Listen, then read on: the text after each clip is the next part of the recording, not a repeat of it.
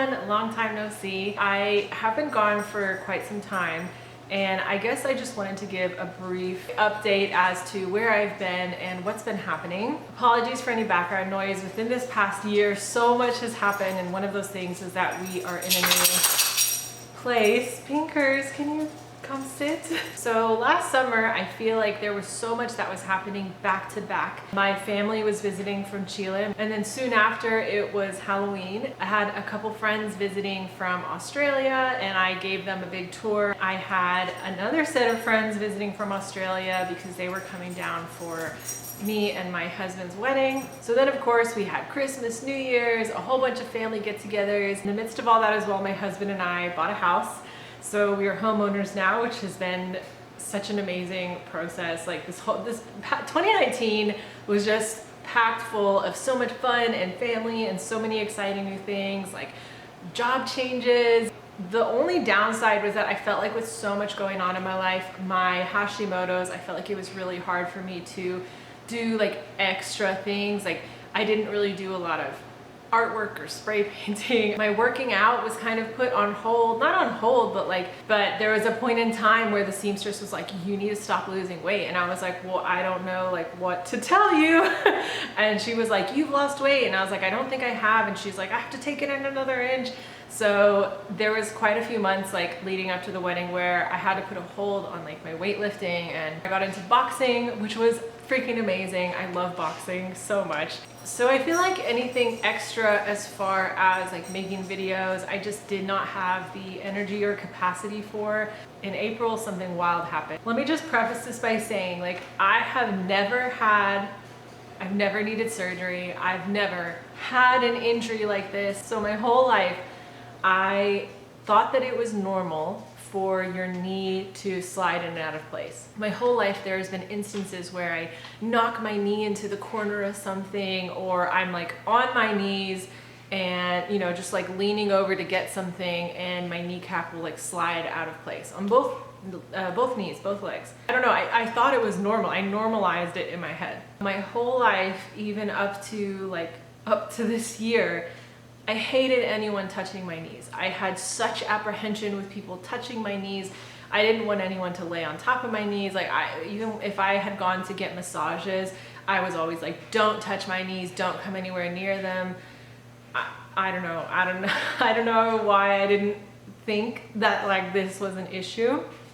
So in April, I was walking down the hallway and I was training my dogs. I just had some treats in my hand, and I was walking forward, not doing anything crazy. That previous week, like this whole time when COVID kicked off, I was working from home. I'm blessed and lucky that my company were able to work from home. And I was like, okay, I'm gonna get back into working out like at the house. I'm gonna try to do some at-home workouts. I was walking the dogs that week. Like I obviously stopped boxing because everything was closed, and I dropped a treat and I bent down to pick the treat up, and next thing I know, I was on the ground and I couldn't get up. I couldn't figure out it took me so, like, it felt like I was so disoriented, and I was like, what's happening? Like, why can't I stand up? I managed to get onto my butt, and my kneecap is like literally left field on my left leg. Now, I do want to put a disclaimer up. I'm going to put in some pictures somewhere. If you're not comfortable with x-rays, if you're not comfortable with seeing knee dislocations or subluxations, skip forward. Basically, my kneecap had completely dislocated. So I didn't realize what was happening my whole life was subluxations. Every time your knee subluxes, the mediopatellofemoral ligament, I'm just going to say MPFL going forward, gets weaker and more stretched out, and your kneecap, your patella, becomes more damaged every time it happens. Apparently this is more common in women because of the way that like our hips to our knees to our ankles are more curved, whereas with men it tends to be more straight. When I finally went to a surgeon, he was like, see, like you're super flexible everywhere else. And I have been flexible my whole life. When I was born, I had to wear leg braces because my hips were dislocated, and My mom always talks about how she couldn't deal with it at some point because I was just swinging my legs around in all these like flexible positions. And I don't remember it though, I was an infant, but like, I guess if you're more flexible, you're prone to it as well. So my knee was completely dislocated, and it was the most traumatic experience I've ever had. I can see now why people, and I don't know why I'm tearing up, but I can see why people see like sports psychologists. That's something my husband keeps saying is like, there are therapists specifically for like people with injuries. And my surgeon actually said people with this type of injury do have really bad PTSD, because it is just the most, seeing your kneecap like not where it's supposed to be, and then like it was so, I cannot describe the pain. And I wish I had known then that the solution or the goal is to straighten your leg, because maybe I could have kicked my leg straight. Maybe I could have relaxed enough in that moment, or been, I don't know. But it was trying to call the ambulance, get onto the stretcher. They had pumped me full of so many pain meds, and it was still the most painful thing. They tried to put my knee or my leg into a splint, so it was bent like this, and my kneecap was like trying to get back into place. Like all the ligaments and muscles around it were trying to pull it back into place. The guy in the ambulance, the paramedic, was joking about, he was like, can I just get into your wallet and like get your license? I'm not gonna steal it. But he ended up not giving it back to me. I've never ever been in that kind of situation where I've like needed a paramedic and had some kind of injury and been in that much pain, where getting pumped full, like there was the fire brigade, like the firemen had come as well, and he was telling the paramedic, like, give her more pain meds, she's screaming. I was literally thinking about my mom. I was thinking about like dying. I was like, when you're dead, you don't feel pain anymore. I just want this to be over. Like, it was so traumatic and painful.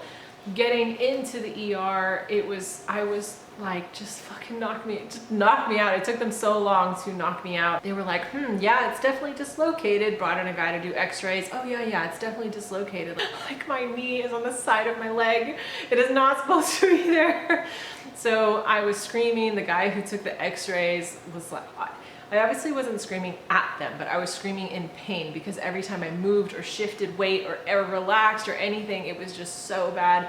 And the guy who took the x-rays was like, you need to call them and call them back. They need to, they can't just keep giving you pain meds. So they finally knocked me out. I woke up like 2 minutes later. I don't know what I was saying. I think I was just like a vault, just like word vomiting, like random stuff. They put me in a knee immobilizer and told me that I couldn't take it off or try to bend my knee until I saw the surgeon. It was so rough, waiting for the appointment and then realizing that like I lost my ability to bend my leg and my quad had completely atrophied.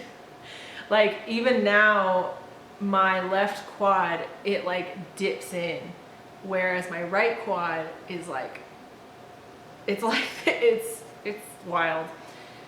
Anyway, so I saw my surgeon. Surgeons are really rough. I don't know if you can see. So there's a couple of my scars. I have a couple others.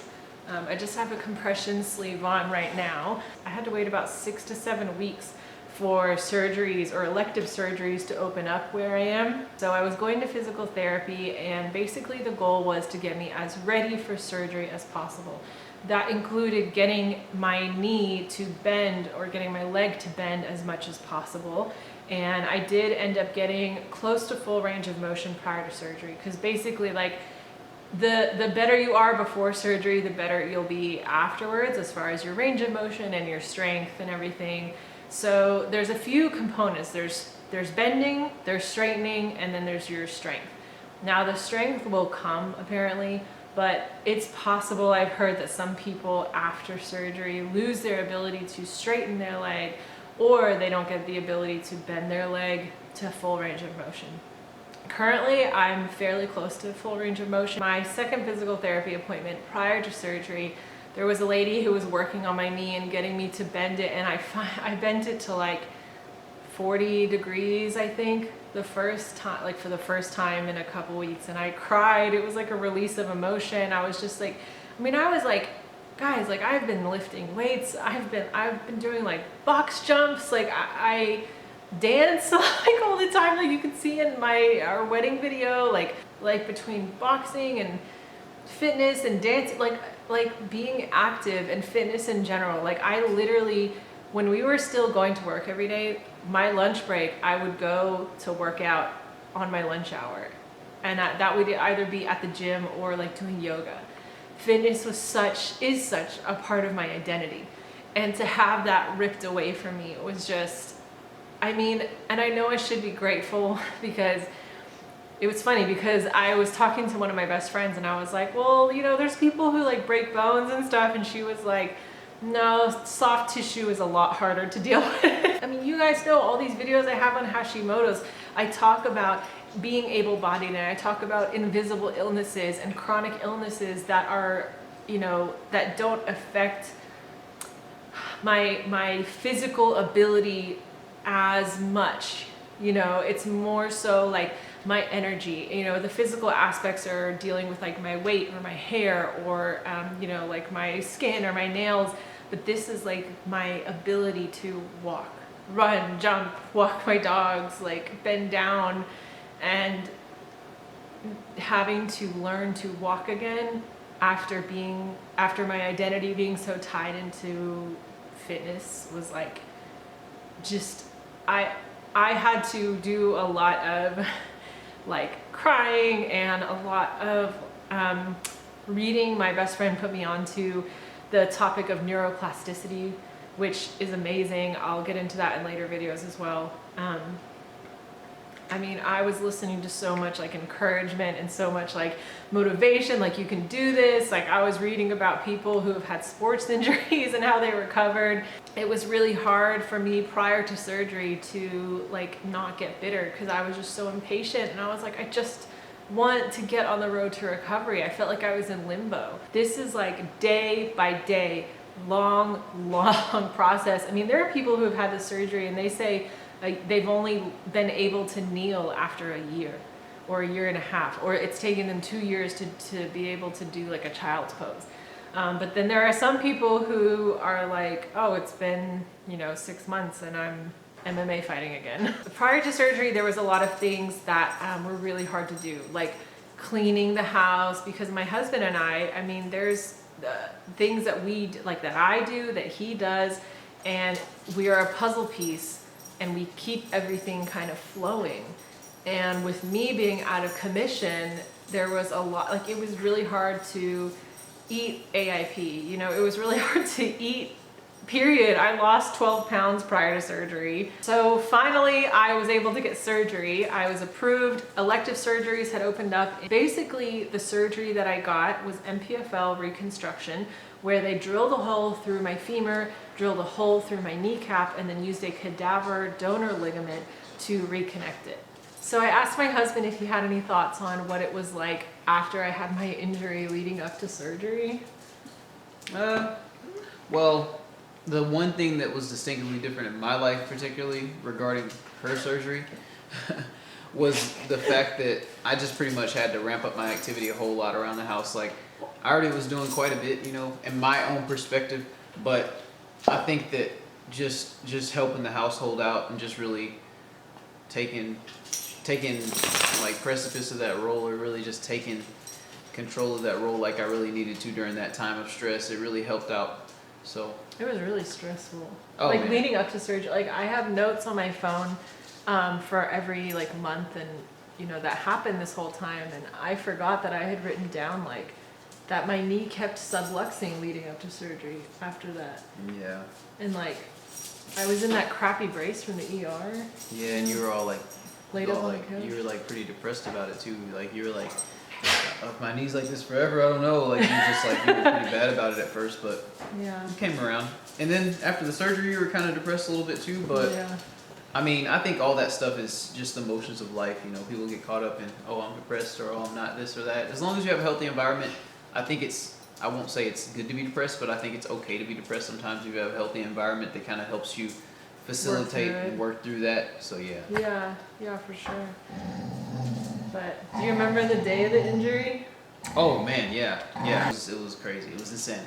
There was just a lot of stuff going on, like with the stretcher situation, with the actual injury itself. You know, it was crazy. Yeah, that was bad. That was bad. It was like traumatic. Oh, yeah. All right. Well, I love you too. Thank you. So there you go. That is a catch up of what's been happening in the past year, and then this major life-changing injury and surgery that I've had to go through. So that was basically everything that happened from the time I got injured up to when I got approved for surgery. So be on the lookout for future MPFL videos that I make. I'm going to be discussing what happened every month from surgery and post-op after that, leading up to now. And I'm also going to make a couple videos, like I said, about what you might need and just the logistics and mechanics of how I was able to do certain things. If you have any questions, feel free to put them in the comment section down below. I'd love to hear how you guys are all doing. How's your 2020 going? Obviously, I know we're in a pandemic and we're trying our best. It's kind of interesting because you kind of need to juggle between like staying positive and working within the systems that we're given, but then at the same time you want to be like real. So I'd love to hear honestly how you guys are doing, and wherever you are in the world, I hope you're having a beautiful day. Bye.